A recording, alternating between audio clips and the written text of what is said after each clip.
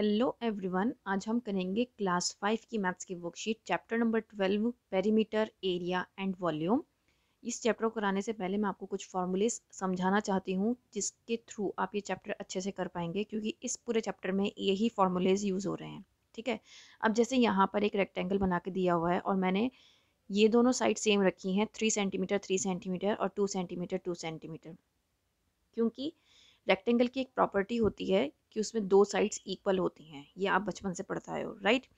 तो अब दो साइड इक्वल हैं, ये वाली दो साइड भी इक्वल है। नाउ तो पेरीमीटर ऑफ रेक्टेंगल हम कैसे निकालते हैं? A plus B plus C plus D, मतलब चारों साइड के जब हम सम कर देंगे तो हमारा क्या आ जाएगा? पेरीमीटर। ठीक है, पेरीमीटर ऑफ रेक्टेंगल को हम इस तरीके से भी निकाल सकते हैं, 2 multiply L plus B. 2 multiply हमने एल प्लस बी ऐसे लिखा क्यों है? देखो, लेंथ और ब्रेथ, ये हमारी लेंथ हो गई 3 सेंटीमीटर, ब्रेथ हो गई हमारी 2 सेंटीमीटर। हमने 2 को मल्टीप्लाई क्यों किया बाहर? इसलिए किया क्योंकि दो दो बार आया है, 3 भी दो बार आया है, 2 भी दो बार आया है। ठीक है, इसलिए हमने 2 मल्टीप्लाई एल प्लस बी किया, राइट। तो अगर हम 2 मल्टीप्लाई एल प्लस बी करेंगे तब भी हमारा आंसर क्या आएगा? 10 आएगा। तो या तो आप डायरेक्टली ये वाला मेथड यूज़ कर लो पेरीमीटर में, या फिर ये वाला कर लो। लेकिन आपको एक बात बताती हूँ, पेरीमीटर के लिए हमेशा ये वाला ही फॉर्मूला यूज़ किया जाता है, क्योंकि जब आप क्वेश्चन सॉल्व करेंगे तो उससे पहले आपको फॉर्मूला लिखना ज़रूरी होता है। अगर आप फॉर्मूला नहीं लिखेंगे और डायरेक्टली आप क्वेश्चन को सॉल्व कर देंगे तो आपका 1 मार्क वहीं पर कट हो जाएगा। तो मैथ्स में जब आप 10th तक, मैं कहूँगी 12th तक ही, बल्कि जब आप कर रहे हैं कोई भी सम, तो आपको स्टेप बाय स्टेप करना है, क्योंकि स्टेप बाय स्टेप के ही आपको मार्क्स मिलते हैं। इवन बोर्ड्स में भी अगर आपका आंसर गलत आया है लेकिन आपने स्टेप बाय स्टेप अपना क्वेश्चन किया है और लास्ट में आके आपने कुछ मल्टीप्लिकेशन में या डिवीजन में कुछ गड़बड़ कर दी है, सिर्फ उससे आपका आंसर गलत आया है, तो सिर्फ आपके आंसर के मार्क्स कटेंगे, पूरे क्वेश्चन के मार्क्स नहीं कटेंगे। तो इसलिए हमेशा स्टेप बाय स्टेप करना सीखिए, और अभी आपकी स्टार्टिंग है तो अच्छे से करेंगे तो आगे आपको अच्छे से समझ में आएगा। तो पेरीमीटर ऑफ रेक्टेंगल हमारा क्या हो गया? 2 multiply L plus B. Now area of rectangle क्या होता है? एल इंटू बी, 3 इंटू 2, तो क्या हो गया? 6 centimeter square, right. Now square, square में चारों साइड इक्वल होती हैं, all the 4 sides are equal of a square. तो पेरीमीटर क्या हो गया? 4 साइड इक्वल हैं तो side plus side plus side plus side, तो 16 सेंटीमीटर। या फिर पेरीमीटर आप कैसे निकाल सकते हैं? 4 मल्टीप्लाई लेंथ ऑफ साइड, मतलब 4 की मल्टीप्लाई किसी भी एक साइड से कर दोगे तो आपको क्या मिल जाएगी? पेरीमीटर मिल जाएगा। तो हम पेरीमीटर के लिए कौन सा फॉर्मूला यूज़ करते हैं? ये वाला फॉर्मूला यूज़ करते हैं। जैसे कि रेक्टेंगल में हम ये वाला फॉर्मूला यूज़ करते हैं, 2 मल्टीप्लाई एल प्लस बी, ऐसे ही हम पेरीमीटर के लिए, स्क्वायर के पेरीमीटर के लिए कौन सा फॉर्मूला यूज़ करते हैं? 4 मल्टीप्लाई साइड। ठीक है, और एरिया हम कैसे निकालते हैं? साइड मल्टीप्लाई साइड, मतलब 4 मल्टीप्लाई 4, दो बार साइड की मल्टीप्लाई कर दोगे तो आपका एरिया निकल के आ जाएगा। अब आप यहाँ पर देखो, यहाँ से क्वेश्चन स्टार्ट है, फाइंड द पेरीमीटर। आपको एक रेक्टेंगल दे रखा है और आपको इसका पेरीमीटर निकालना है। कई बार क्या होता है कि हमें ना शेप दे दी जाती है और ये नहीं लिखा होता है कि रेक्टेंगल है या स्क्वायर है, तो उसमें हम कैसे डिफरेंस करेंगे? कैसे पता चलेगा हमें कि ये रेक्टेंगल है या स्क्वायर है? सिंपल सा एक फॉर्मूला है, आप एक समझ के देखो। मैंने अभी प्रॉपर्टी बताई है आपको, स्क्वायर की चारों साइड इक्वल होंगी और रेक्टेंगल की दो साइड इक्वल होंगी। अब उन्होंने देखो यहाँ पर एक दे रखा है 30 और यहाँ दे रखा है 90, तो हमें पता चल गया अगर लेंथ 30 है तो ये भी 30 है, ठीक है, ब्रेथ 90 है तो ये भी 90 है, तो ये क्या है? रेक्टेंगल की प्रॉपर्टी होती है। ठीक है, सेम ये भी रेक्टेंगल की प्रॉपर्टी है। लेकिन अगर यहाँ देखो तो यहाँ पर भी 60 है, यहाँ पर भी 60 है, इसका मतलब लेंथ और ब्रेथ सेम है, तो ये क्या है? स्क्वायर है। ठीक है, अगर दो साइड सेम है तो इसका मतलब बाकी की दो साइड भी क्या होंगी? सेम होंगी। ठीक है, रेक्टेंगल और स्क्वायर की प्रॉपर्टीज हमेशा याद रखना। तो हमें पेरीमीटर निकालने, पेरीमीटर का फॉर्मूला क्या है? रेक्टेंगल का 2 मल्टीप्लाई एल प्लस बी। तो दोनों की हम लिख देंगे और वैल्यू लिख देंगे 30 प्लस 90, 2 की मल्टीप्लाई 120 से कर देंगे, आंसर आ जाएगा। उसके बाद ये भी पेरीमीटर ऑफ रेक्टेंगल है, same 2 multiply L plus B करके इसमें वैल्यूज पुट करेंगे और आंसर आ जाएगा हमारा। Now perimeter of square, 4 multiply length of side, 4 multiply 60 और आंसर आ गया 240 centimetre. Now next question is find the perimeter of these squares. अब आपको यहाँ पर क्या है? Side of square in centimetre, एक स्क्वायर की साइड दे रखी है 3। अब आपको ये पता है स्क्वायर की क्या प्रॉपर्टी होती है कि चारों साइड्स इक्वल होती हैं। तो इसलिए चारों साइड्स कितनी है, 3 3 3 3 3 हैं, तो हमें पेरीमीटर निकालना है। ठीक है, पेरीमीटर का फॉर्मूला क्या होता है, 4 मल्टीप्लाई साइड, तो 4 मल्टीप्लाई 3 क्या आ गया 12, ऐसे ही 5 मल्टीप्लाई 4 कितना आ गया 20, 4 मल्टीप्लाई 11 कितना आ गया 44, 4 मल्टीप्लाई 18 कितना आ गया 72, 4 मल्टीप्लाई 25 कितना आ गया 100, 4 मल्टीप्लाई 30 कितना आ गया 120, 4 मल्टीप्लाई 63 कितना आ गया 252। देखो मैंने यहाँ पर 4 मल्टीप्लाई की 4 की सबसे मल्टीप्लाई क्यों की, क्योंकि 4 मल्टीप्लाई साइड होता है पेरीमीटर ऑफ स्क्वायर। तो जब हम पेरीमीटर ऑफ स्क्वायर हमसे पूछा जाएगा तो हम बस फॉर्मूले में पुट करेंगे अपनी वैल्यूज़ को और आंसर निकाल देंगे। अब यहाँ पर पेरीमीटर निकालना है हमें रेक्टेंगल का, लेंथ दे रखी है, ब्रेथ दे रखी है, यहाँ पर आपको क्या निकालना है पेरीमीटर। पेरीमीटर ऑफ रेक्टेंगल क्या होता है 2 मल्टीप्लाई एल प्लस बी, तो एल प्लस बी कर लो, 3 + 2 5, और इसकी मल्टीप्लाई किससे कर दो 2 से, 2 5 जा 10, 2 + 4 कितना हो गया 6, 6 की मल्टीप्लाई 2 से कर दो 12, क्योंकि 2 मल्टीप्लाई एल प्लस बी है, तो ये एल प्लस बी कर दो, 4 + 3 7, और मल्टीप्लाई 2 से कर दो तो 14, 5 + 4 9, 9 की मल्टीप्लाई 2 से कर दो 18, 5 + 2 7, 7 की मल्टीप्लाई 2 से कर दो 14, 6 + 3 9, 9 की मल्टीप्लाई 2 से करेंगे तो 18, 6 + 4 10, 10 की मल्टीप्लाई 2 से करेंगे तो 20, 6 + 8, 6 + 8 कितना होता है 6 + 8 होता है 14, और 14 की मल्टीप्लाई जब हम 2 से करेंगे तो हमारा आंसर आ जाएगा 28। मैंने इसीलिए नीचे भी पूरा सॉल्व करके दे रखा है, अगर आप किसी बच्चे को समझ में नहीं आता है तो डायरेक्ट फॉर्मूलेज में मैंने पुट किया है और आंसर लिखा है। Now perimeter is given, find the side of these squares. अब क्या है, आपको पेरीमीटर दे रखा है 28 40 64 96 120 172। अब आपको साइड निकालनी है, कैसे निकालोगे, आपको ये पता है पेरीमीटर ऑफ स्क्वायर कितना है 4 मल्टीप्लाई साइड, पेरीमीटर दे रखा है आपको 28, ठीक है 4 मल्टीप्लाई साइड। अब आप क्या करो, साइड निकालने के लिए पेरीमीटर अपॉन 4 कर दो, तो 28 अपॉन 4 कितना आ गया आपका 7, ठीक है। ऐसे ही 40 upon 4 10, 64 upon 4 16, 96 upon 4 24, 120 upon 4 30, 172 upon 4 43। तो इस तरीके से आप कट कर दोगे तो आपके सारे आंसर्स आ जाएंगे। मैंने यहाँ पर भी आपको सॉल्व करके दिखाया है। मैंने एक को कंप्लीट सॉल्व किया है, उसके बाद पूरा कंप्लीट सॉल्व नहीं किया है, मतलब इस तरीके से करके नहीं दिखाया है, फॉर्मूले में पुट करके डायरेक्टली फॉर्मूलेज में लिख के और मतलब डायरेक्टली आंसर लिख दिया है, ठीक है, कट करके। Now find the area of the figures. अब आपको ये दे रखा है और इसकी आपको क्या निकालनी है, एरिया निकालना है। अब देखो लेंथ कितनी है 1 2 3 3u, ठीक है, और ब्रेथ कितनी है 1 2 3 4 4 यूनिट, ठीक है, u मीन्स यूनिट। अब एरिया क्या होता है, एरिया निकालना है, तो एरिया है l मल्टीप्लाई b, ठीक है, तो 4 मल्टीप्लाई b तो 12 स्क्वायर यूनिट्स। नेक्स्ट है लेंथ आपकी कितनी है 1 2 3 4 4 यूनिट, और ब्रेथ कितनी है 1 2 2 यूनिट। मल्टीप्लाई करके जब आप आंसर निकालोगे, एरिया निकालोगे तो 8 स्क्वायर यूनिट्स आ जाएगा। यहाँ पर L 4 यूनिट्स है 1 2 3 4, और B भी कितना है 4 1 2 3 4, तो मल्टीप्लाई करके जब आप आंसर निकालोगे तो आपका आंसर जो आएगा स्क्वायर यूनिट्स में आएगा। नेक्स्ट है find the area of these shapes. अब आपको एरिया निकालना है, इनका सिंपल फॉर्मूला है एरिया का length into breadth, directly answer निकाल दीजिए। एक बात का आपको हमेशा ध्यान रखना है, जब आप एरिया निकाल रहे हैं तो जो वैल्यू होगी सेंटीमीटर या मीटर तो उसमें स्क्वायर ज़रूर लगेगा, लेकिन जब आप पेरीमीटर निकाल रहे हैं तो सिंपल हम सिर्फ सेंटीमीटर्स लगाते हैं। इस चीज़ को हमेशा याद रखना, यूनिट्स लिखना मत भूलना, एक नंबर यूनिट्स का ही होता है। अब आप यहाँ पर देखो सेम ये क्वेश्चन है, लेंथ और ब्रेथ एरिया निकालना है, लेंथ ब्रेथ दे रखी है, डायरेक्टली आप ये दोनों क्वेश्चन सॉल्व कर सकते हो। नेक्स्ट है give the area of the triangle in each figure. देखो एरिया ऑफ ट्राइंगल कैसे निकलता है, एरिया ऑफ ट्राइंगल होता है रेक्टेंगल का हाफ, एरिया ऑफ रेक्टेंगल का हाफ। तो पहले तो हमें एरिया ऑफ रेक्टेंगल निकालना पड़ेगा, ठीक है, पहले एरिया ऑफ रेक्टेंगल निकालना पड़ेगा, फिर उसके बाद हमें एरिया ऑफ ट्राइंगल निकालना पड़ेगा। हम एरिया ऑफ रेक्टेंगल क्यों निकालेंगे हर एक फिगर में, वो इसलिए निकालेंगे क्योंकि हमें एरिया ऑफ ट्राइंगल निकालना है। अब देखो ये एक फिगर दे रखी है, इसमें उन्होंने एक ये वाला जो ब्लू कलर से आप देख रहे हो ये एक ट्राइंगल बना दिया, ठीक है। अब इस ट्राइंगल का हमें क्या निकालना है, एरिया निकालना है। क्योंकि ये एक रेक्टेंगल है तो पहले हमें एक रेक्टेंगल का एरिया निकालना पड़ेगा। एरिया निकालने के लिए L मल्टीप्लाई बी, 4 मल्टीप्लाई 2, ठीक है। अब मैंने 4 मल्टीप्लाई 2 क्यों किया, क्योंकि मेरी जो लेंथ है 1 2 3 4 है और जो ब्रेथ है वो मेरी 2 है, 1 2, इसलिए मैंने यहाँ 4 मल्टीप्लाई 2 किया तो मेरा एरिया निकल के आ गया 8, ठीक है।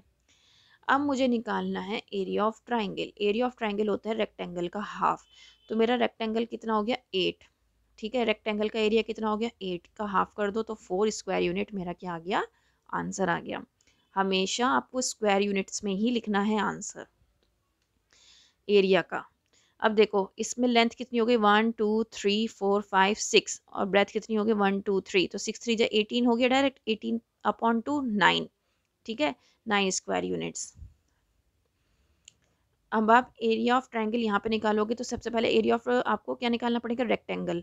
तो पहले यहाँ पे लेंथ और ब्रेड्थ देखो 1 2 3 4 5, लेंथ 5 हो गई, 1 2 3, ब्रेथ कितनी हो गई 3, तो 5 3 जा 15, एरिया आ गया आपका रेक्टेंगल का 15 अपॉन 2 कर दो 7.5 स्क्वायर यूनिट्स।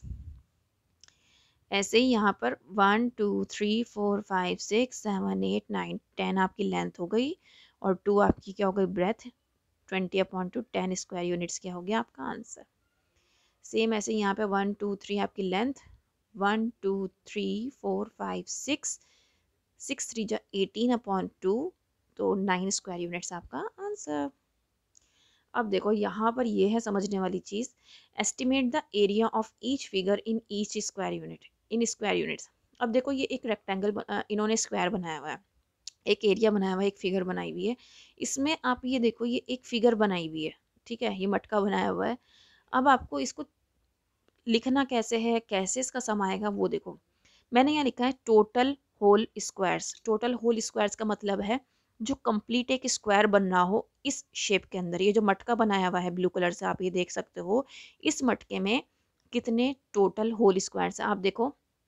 होल स्क्वायर्स में क्या कह रही हूँ, ये देखो ये कंप्लीट स्क्वायर है जो जिसमें इसकी बाहर नहीं निकल रहा है, इसको टच जैसे ये टच करके बाहर निकल रहा है तो ये हाफ यूज़ हो रहा है, ऐसे ये थोड़ा सा यूज़ हो रहा है, ये भी थोड़ा यूज़ हो रहा है, ये भी थोड़ा यूज़ हो रहा है, कंप्लीट यूज़ नहीं हो रहा है। जो बिल्कुल भी टच नहीं कर रहा है वो है ये वाले दो, बस दो हैं, ठीक है, टोटल होल स्क्वायर्स दो हैं। अब मैं उन स्क्वायर्स को काउंट करूँगी जिनको ये कम्प्लीटली मतलब कंप्लीट नहीं है लेकिन सिर्फ टच कर रहे हैं, जो इसकी शेप बनाने में यूज़ हुए हैं, जैसे 1 2 3 4 5 6 7 8 9 10। मैं इन दोनों को नहीं करूँगी क्योंकि मैंने इनको होल स्क्वायर्स में ऑलरेडी लिख दिया है, ठीक है। 10 हो गए, कितने हुए थे 1 2 3 4 5 6 7 8 9 10 11 12 13 14 15 16, तो 16 हो गए। 16 प्लस 2 करूँगी, पहले इन दोनों को ऐड करूँगी तो टोटल मेरे पास 18 हो गए, ठीक है। फिर 18 को मैं 2 से डिवाइड करूँगी तो मेरा आंसर आ जाएगा कि इसका एरिया कितना है। सेम ऐसे ही मैंने काउंटिंग ऑल द स्क्वायर्स, पहले मैंने सारे स्क्वायर्स को काउंट किया जिसमें वो क्या कर रहा है, आ रहा है देखो 1 2 3 4 5 6 7 8 9 10, 10 स्क्वायर्स में आ रहा है लेकिन इसमें होल स्क्वायर कोई भी नहीं है तो 0 है, इसलिए 10 प्लस 0 डिवाइडेड बाई 2 करेंगे तो आंसर हमारा आएगा 5 स्क्वायर यूनिट्स। अब इस फ्लावर को देखो, फ्लावर में भी सेम ऐसे ही है 1 2 3 4 5 6 7 8 9 10 11 12 13 14 15 16 17 18 19 20, 20 स्क्वायर्स है और 0 होल स्क्वायर है, कोई भी कंप्लीट स्क्वायर नहीं है इसके बीच में, आप देख सकते हो, इसलिए 0 लिखा है यहाँ पर। 20 प्लस 0 डिवाइडेड बाई 2 करेंगे तो आंसर आपका 10 आ जाएगा।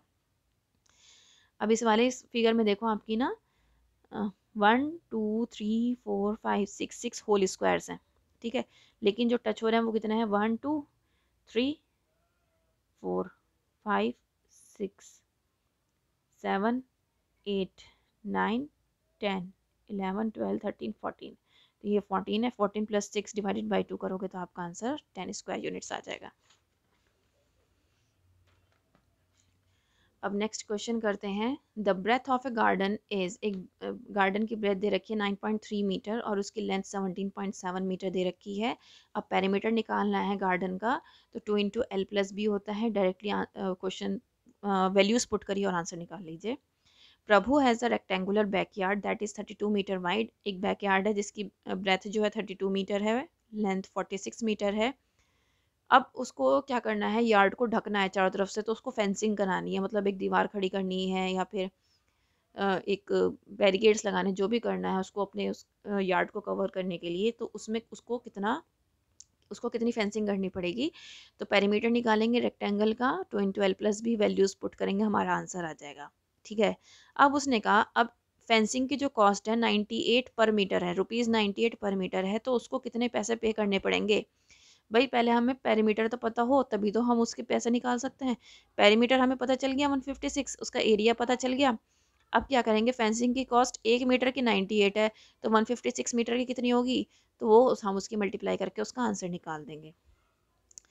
नेक्स्ट है, Sapna walks around a square park whose side is 70 metre. Side दे रखी है स्क्वायर पार्क की 70 मीटर है। एक दिन उसने क्या किया, राउंड के 5 चक्कर लगा लिए, उसके जो पार्क थे उसके 5 चक्कर लगा लिए। तो अब ये बताना है कि वो कितना चली है। तो पेरीमीटर क्या होता है स्क्वायर पार्क का, 4 मल्टीप्लाई साइड। तो पहले आप पेरीमीटर निकाल लो, 280 मीटर आ गया 4 मल्टीप्लाई साइड से। अब उसने क्या किया, उसके 5 चक्कर लगाए, तो वो कितना मीटर चली, 1400 मीटर चली है। ठीक है। A square picture has a frame of length 100 centimeter. What is the length of each side? What is its area? एक पिक्चर है स्क्वायर पिक्चर, उसका जो फ्रेम है उसकी लेंथ है 100 मीटर। ठीक है। अब यहाँ पर देखो कंफ्यूज होने वाली चीज़ दे रखी है कि पिक्चर जो है वो स्क्वायर है और फ्रेम की जो लेंथ दे रखी है वो 100 मीटर है। अब बच्चा यहाँ पे ना क्वेश्चन देखते ही वो सोचेगा भैया स्क्वायर का स्क्वायर मीटर लगाओ और आंसर एकदम निकल के आ जाएगा। ठीक है। लेकिन अब देखो इसमें निकालना क्या है, क्योंकि इसमें एरिया भी निकालना है। साइड आपको दे रखी है, लेंथ जो दे रखी है वो दे रखी है 100 सेंटीमीटर, तो हम पहले पेरीमीटर निकालेंगे। ठीक है। पेरीमीटर हमें कितना दिया हुआ है, 100 सेंटीमीटर दे रखा है। ये क्या है, जो लेंथ ऑफ अ फ्रेम दे रखी है वो क्या है, पेरीमीटर है एग्जैक्टली। और हम क्या करेंगे, पहले 100 क्या है हमारा पेरीमीटर है, तो 4 इंटू साइड, साइड हमारी निकल के आ जाएगी 25। ठीक है। अब क्या होगा, हमें एरिया निकालना है रेक्टेंगल का, L इंटू बी। तो 25 मल्टीप्लाई 25 करेंगे तो हमारा 625 स्क्वायर सेंटीमीटर क्या आ जाएगा, आंसर आ जाएगा। नेक्स्ट है, book is 25 centimetre long, 24 centimetre long, 14 centimetre wide and 2 centimetre high. अब यहाँ पर आपको क्यूबॉइड के थोड़े से क्वेश्चंस करा रही हूँ, इसी में सब कुछ है। ठीक है। देखो वॉल्यूम निकालने के लिए हम क्यूब का वॉल्यूम निकाले हैं क्यूबॉइड का, तो फॉर्मूला होता है L into B into H. ठीक है। हमें लेंथ ब्रेथ हाइट तीनों दे रखी हैं, हम उसमें पुट करेंगे, हमारा आंसर आ जाएगा 672 क्यूबिक सेंटीमीटर। अब उसने कहा है कि ऐसे ही 2 बुक्स और हैं, तो उनका वॉल्यूम कैसे निकालेंगे। इस जो एक की आई है उसी के मल्टीप्लाई में हम 2 से कर देंगे, तो हमें पता चल जाएगा कि बाकी की 2 बुक्स की कितनी होंगी। नेक्स्ट क्वेश्चन है, the drawer in Kalpana's cupboard is 30 centimetre long, 10 centimetre high and 45 centimetre wide. तो लेंथ हाइट और ब्रेड्थ हमें तीनों दे रखी हैं, वॉल्यूम निकाल लीजिए, आंसर डायरेक्टली आ जाएगा। अब देखो brick has a length of 18 centimeter, breadth इतना और हाइट इतना। अब लेंथ ब्रेथ और हाइट दे रखी है, वॉल्यूम निकालना है, हमने वॉल्यूम निकाल लिया। What will be the volume of 10 such bricks. अब उसने कहा है इसी तरीके की 10 और हैं, तो उनका क्या करोगे, 10 ब्रिक का कैसे निकालोगे वॉल्यूम। तो हमने जो हमारे पास वैल्यू आई थी 540, उसकी मल्टीप्लाई हमने 10 से कर दी, तो हमें पता चल गया 5400 क्यूबिक सेंटीमीटर क्या है, उसकी वॉल्यूम है, उन 10 ब्रिक्स की वॉल्यूम है। इस चैप्टर का यहीं पर कंप्लीट होता है ये। कुछ बातें याद रखना इस चैप्टर में, यूनिट्स ज़रूर लिखनी है। एरिया में स्क्वायर सेंटीमीटर हो जाता है, पेरीमीटर में सिंपल आपको सिर्फ यूनिट्स लिखनी होती है, मीटर सेंटीमीटर जो भी दे रखी है, राइट। और फॉर्मूलेज इसके अच्छे से याद कर लेना। वॉल्यूम क्यूब और क्यूबॉइड का जो है सिर्फ वॉल्यूम निकालने के लिए आता है, जिसमें लेंथ ब्रेथ और हाइट दे रखी होती है, जो कि मैंने अभी क्वेश्चन आपको कराए हैं। या तो फिगर दे के फिगर दिखाकर दे देंगे वो, या फिर सिंपली आपको ऐसे क्वेश्चंस दे देंगे। लेकिन सब में फॉर्मूला हमेशा एक ही रहेगा कि वॉल्यूम अगर निकालना है तो आपको length multiply breath multiply height करनी है और आपका आंसर आ जाएगा। ठीक है। इस तरीके से आप ये सारे क्वेश्चंस करें और इनकी प्रैक्टिस करें जितना ज़्यादा हो सकता है, और आपका चैप्टर ये कंप्लीट हो जाता है इसी तरीके से। अगर आपको कोई भी और क्वेश्चन पूछना हो तो आप मुझसे कमेंट में पूछ सकते हैं, मैं आपको ज़रूर रिप्लाई करूँगी। That's all for now, thank you.